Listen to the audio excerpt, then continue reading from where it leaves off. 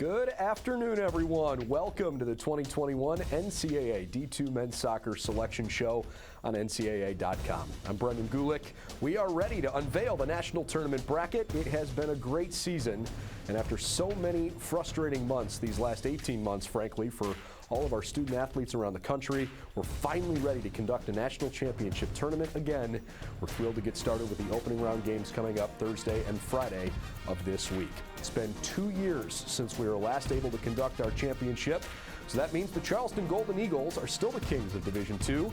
They beat Cal State LA 2-0 out in Pittsburgh a couple of years ago. Both of them back in the tournament this year. They're not sitting on pins and needles, they're conference champions. They've got automatic bids. I'm sure they're intent on a deep run. But there are some awfully good teams around the country. We think this year's tournament is going to be a blast. Our national semifinals and championship matches will be held at Widener Field in Colorado Springs, home of the USL Championships Colorado Springs Switchbacks. Big thank you to the National Committee, all of the regional committees, and to the City of Colorado Springs for hosting our championship tournament this year. Those games will take place December 9th and 11th. The opening 2 rounds of games will be played this weekend. No competition during Thanksgiving holiday or that weekend. The 3rd round games and the quarterfinal matches take place December 2nd through the 5th. Those locations to be determined based on how things go the first weekend of play.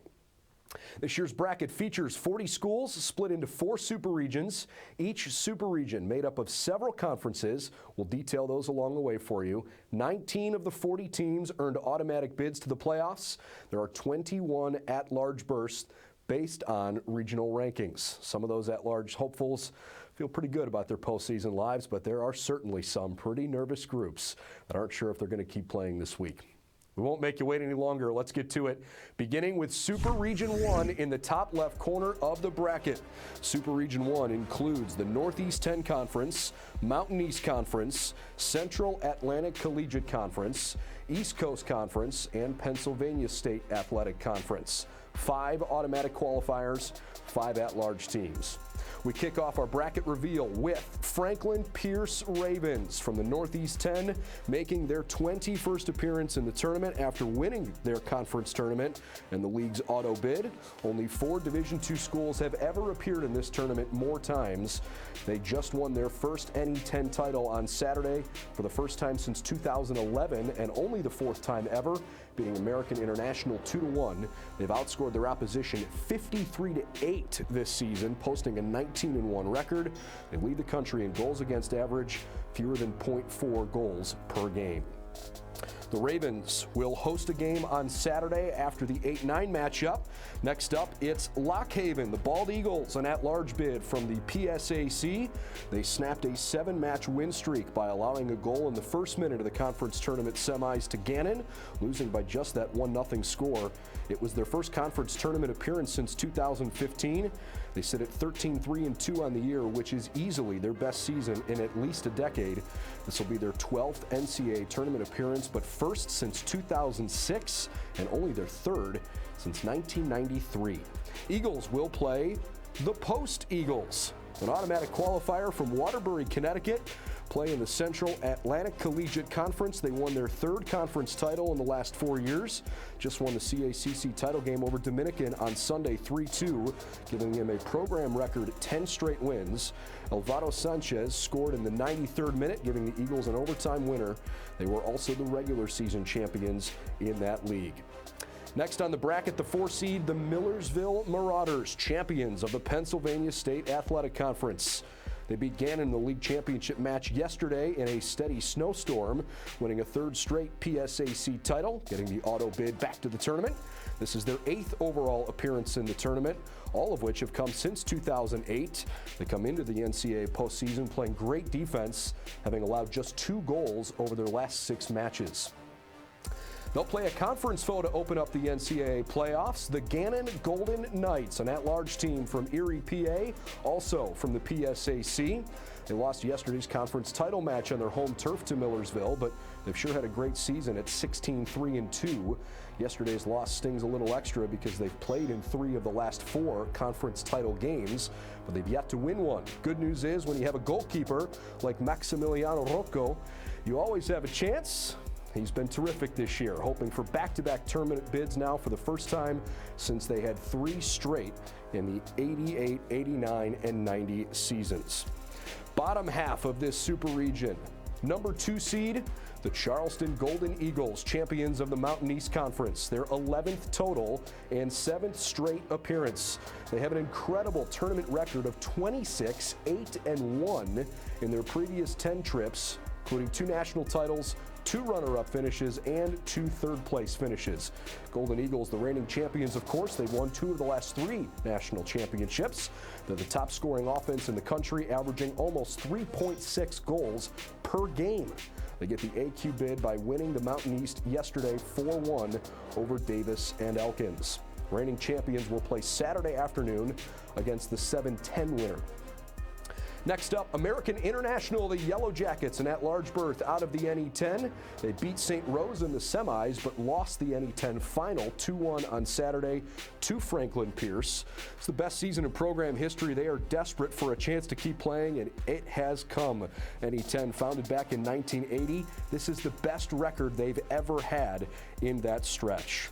Their opening round opponent is Malloy, the automatic qualifier, champions of the East Coast Conference.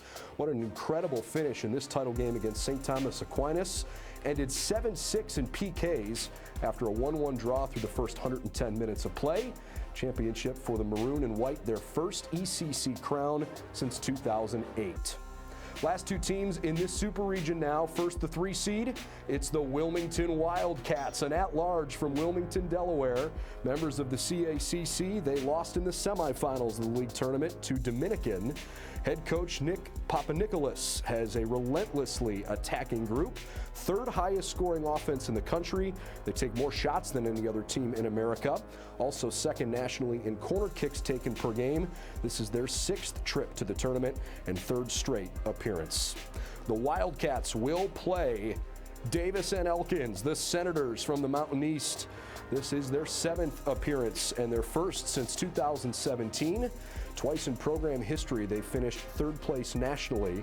They lost the league championship match to Charleston 4-1 yesterday. Beat Charleston in the regular season back in mid-September. Davis and Elkins then drew them in late October before falling yesterday in that championship match on their home field. Of course, that regular season win over then number 1 ranked Charleston was its first since dropping a match to Bellarmine on September 11th, 2019. That snapped a 22-game winning streak for the reigning national champions and a 32-match unbeaten streak. So Davis and Elkins certainly has some firepower coming into the tournament. Okay, we jump to the bottom left-hand corner of the bracket now. This is Super Region 3. It includes teams from the Great Lakes Intercollegiate Athletic Conference, the Great Lakes Valley Conference, the Great Midwest Athletic Conference, and the Great American Conference. There are 4 AQs and 6 at-large berths in this region.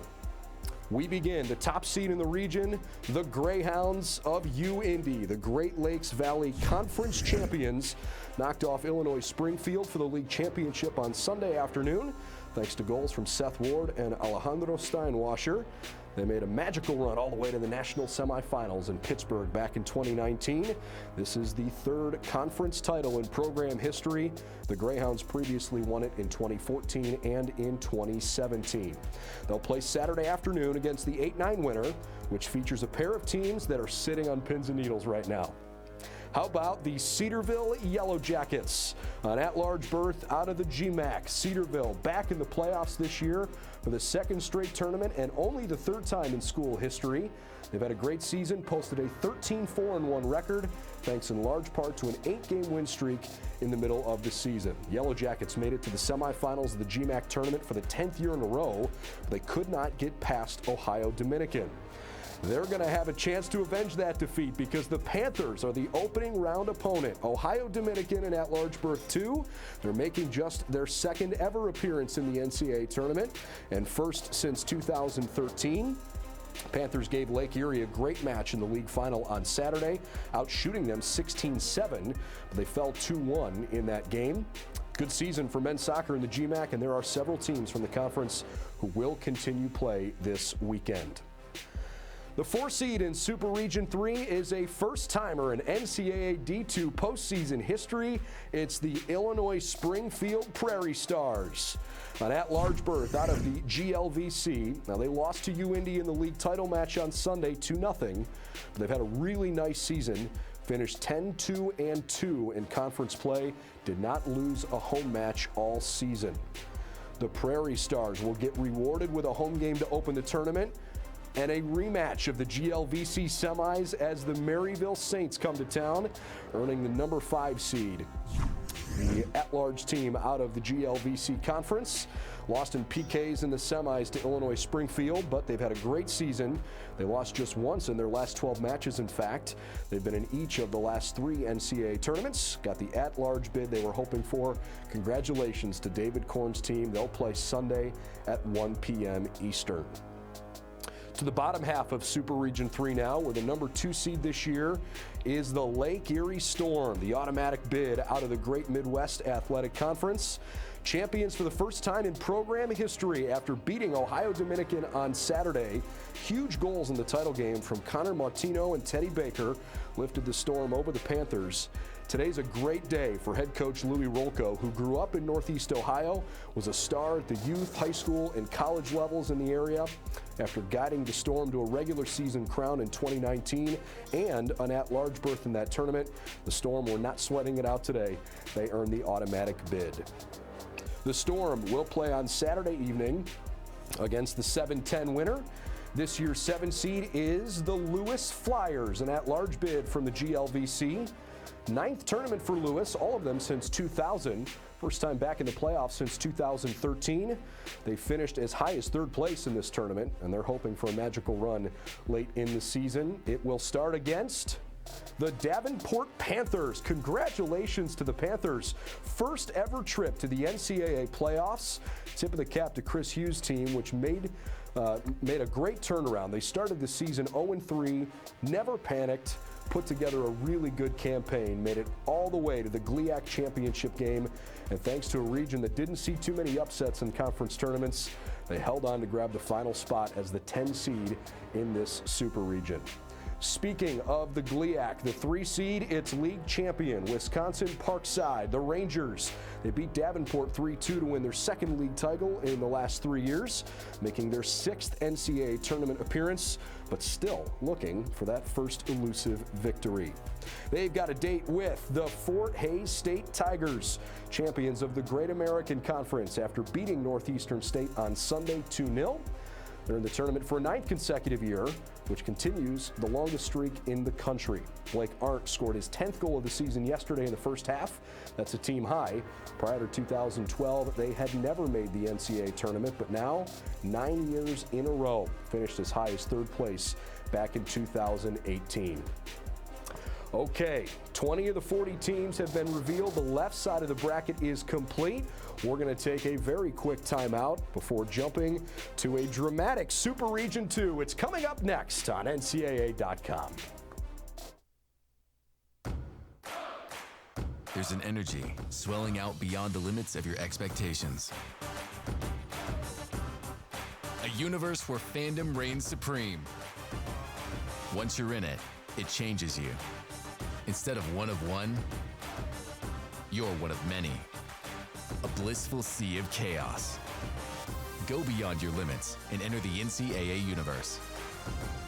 Get your seats today at ncaa.com/tickets.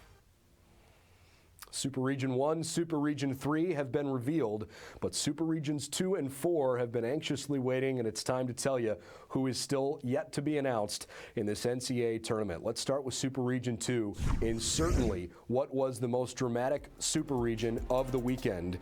This region includes the Sunshine State Conference, the Peach Belt Conference, the South Atlantic Conference, the Gulf South Conference, and Conference Carolinas. 5 automatic bids, 5 at-large selections.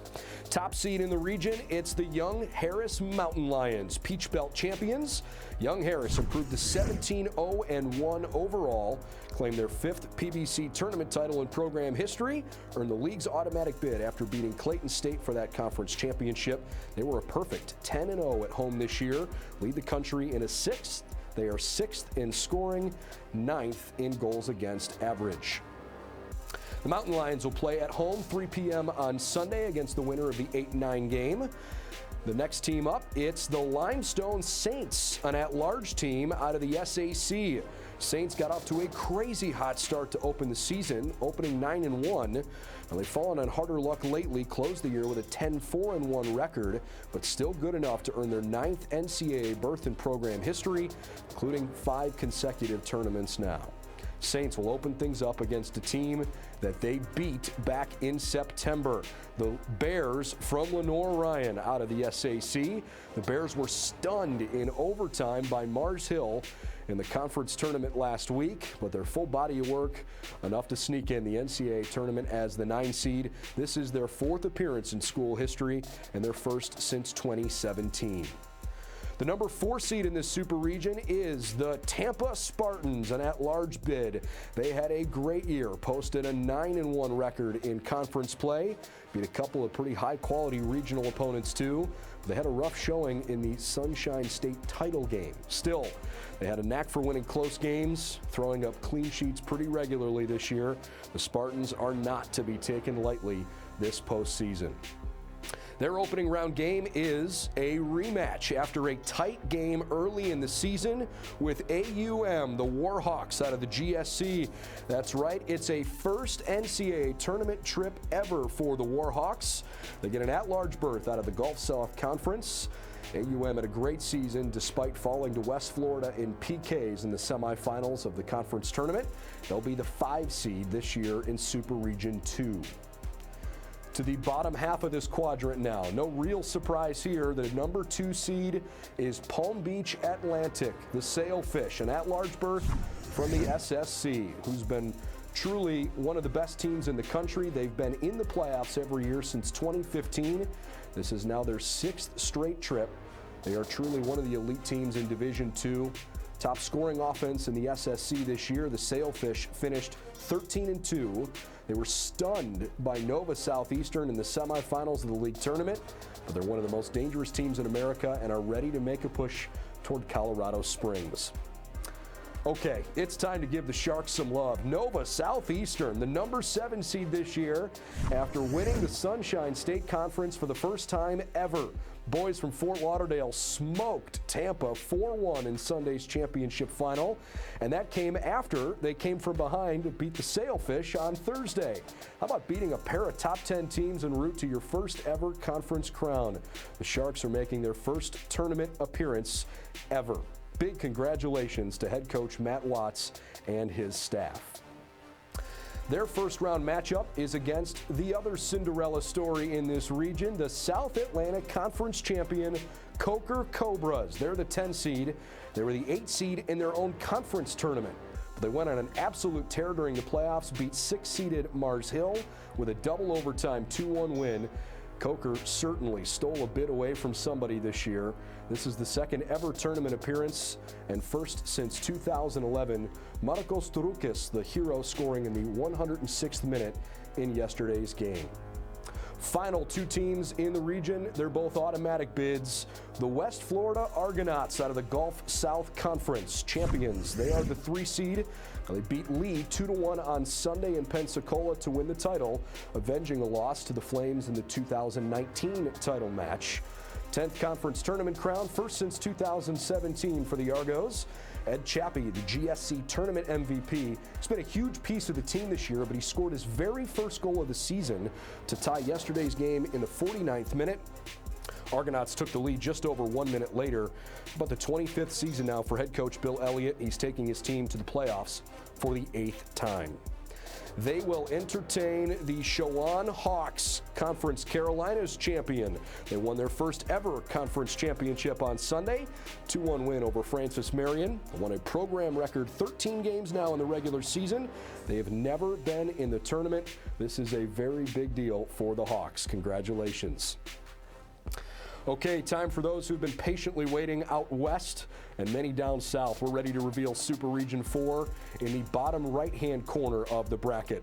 It includes teams from the Lone Star Conference, Pac West Conference, Rocky Mountain Athletic Conference, Great Northwest Athletic Conference, and California Collegiate Athletic Association. 5 AQs, 5 at-large bids. Top seed in the region is the sensational Golden Eagles from Cal State LA. California Collegiate Athletic Association champions for the third time in 4 seasons, their 15th overall appearance in this NCAA tournament, and how about their 9th in the last 10 years? Golden Eagles were unbeaten during the regular season, won their first back-to-back league titles in the regular season since 1980 and 1981. Of course, they're our reigning national runner-up after losing the 2019 final to Charleston at Highmark Stadium in Pittsburgh, led by the league's offensive and defensive players of the year, Alvaro Unanua and David Elizaga. The Golden Eagles became the first team since 2016 to win both the CCAA regular season and tournament championships after beating Cal Poly Pomona 3-1 in the tourney title game. The Golden Eagles will host a second round game Sunday. Next on the board, CSU Pueblo, the Thunderwolves, an at-large bid from the RMAC. Welcome to the NCAA playoffs for the first time in program history. The Thunderwolves dropped the conference championship game to the Colorado School of Mines, but that doesn't do justice to what they've accomplished this season. They've been the 6th best defense in the country this year and have gotten fabulous goalkeeping from Garrett Wild. Congratulations to head coach Oliver 12 Trees. Seattle Pacific next up in the bracket from the Great Northwest Athletic Conference. Regular season champions, they earn the league's auto bid because there is no conference tournament in the GNAC. Of course, no team in the country has ever competed in the national playoffs more than the Falcons. This is their D2 record, 35th appearance in the postseason. They have won it all 5 times. They have the second most national titles of any program in the country, but they haven't been here since 2015, hoping to recapture some of that program magic from their glory days of the 70s, 80s, and 90s. Number 4 seed in the region, the Colorado Mesa Mavericks. Automatic qualifiers from the Rocky Mountain Athletic Conference. Champions in the league, they were the 2 seed in the conference tournament this weekend. Knocked off CSU Pueblo 3-1 to win the league title. It's the 3rd title for the program and the first tournament championship for the Mavericks since 2016. It's their 6th NCAA tournament appearance after making 5 straight from 2014 to 2018. They had 6 players in the all-tournament team, led by Alec Franopel, who won the MVP of the RMAC. Mavericks open up play on Saturday against the Colorado School of Mines, the Ore Diggers. They were the top seed in the RMAC tournament, but got knocked out by CSU Pueblo in the semis last weekend. Head coach Greg Mulholland, a career record of 71, 14, and 8. That loss last weekend, his first conference tournament loss ever. The Ore Diggers have been waiting to see if they'd get in the NCAA playoffs. Well, they're the 5 seed in this year's tournament, which is their 10th trip now into the postseason. Running out of room in the bracket, we're headed to the bottom half of Super Region 4. The number 2 seed is Midwestern State, the Mustangs, who were champions in the Lone Star Conference. They beat Lubbock Christian in a dramatic game yesterday, which finished scoreless, went to PKs. The Mustangs were a perfect 5 for 5 from the spot. They got 1 critical stop from Marc-Antoine Huzen, who was also named the tournament MVP. Trevor Amon delivered the championship-clinching penalty kick that sent the Mustangs into a frenzy. After making their first ever appearance in the NCAA tournament last time around in 2019, Mustangs have big things on their mind this year. They'll play a second-round game Sunday after the 7-10 matchup. This year's number 7 seed, the Cal Poly Pomona Broncos. An at-large bid for the Broncos out of the CCAA. They had a great year, but came up just short in that title game to Cal State LA. At one point this season, they'd actually gone 12 games unbeaten before losing twice to the Golden Eagles in the last 3 games. They've been very good historically in their 6 NCAA tournaments so far, finishing as high as 2nd place, posting a 12-6-2 NCAA playoff record. Broncos will play the Biola Eagles, another at-large berth, this time out of the Pac West Conference. They were runner-up this year after that tough ending against Azusa Pacific. But they've still had a great season, going 8-3 in their last 11 matches. They'll play a first-round game on either Thursday or Friday against Cal Poly Pomona. Speaking of the Cougars, they're up next. The number 3 seed, Azusa Pacific, champions in the Pac West for a third straight year after David Quinn scored just 14 seconds into overtime on Saturday. They beat Biola 3-2. It's just the second time in Pac West men's soccer history that any team has won 3 consecutive titles. This will be their 4th ever trip to the NCAA tournament. It's an at-large berth for the very last spot. The opening opponent for Azusa Pacific is West Texas A&M. The Buffs, out of the Lone Star Conference, knocked out in the semifinals by Lubbock Christian, ranked 17th in the nation, getting them in the playoffs for just the 7th time and the 2nd time since 2010. So there you have it, the entire bracket for this year's 2021 National Tournament. We cannot wait to get the 2021 postseason started, working toward crowning a national champion in Colorado Springs. If you can get out and support your local schools, especially considering how difficult it's been for our student athletes the last 2 years with so much uncertainty, please make an effort to go out and support them in person. It's been such a joy for these student athletes to play in front of big crowds again. It's been a long time since they've had a chance to compete for a national championship. That wraps up our coverage this afternoon on NCAA.com. I'm Brendan Gulick. Congratulations and good luck to all the teams that'll compete this season. It is going to be a ton of fun. We can't wait. We hope to see you in Colorado in just a few weeks.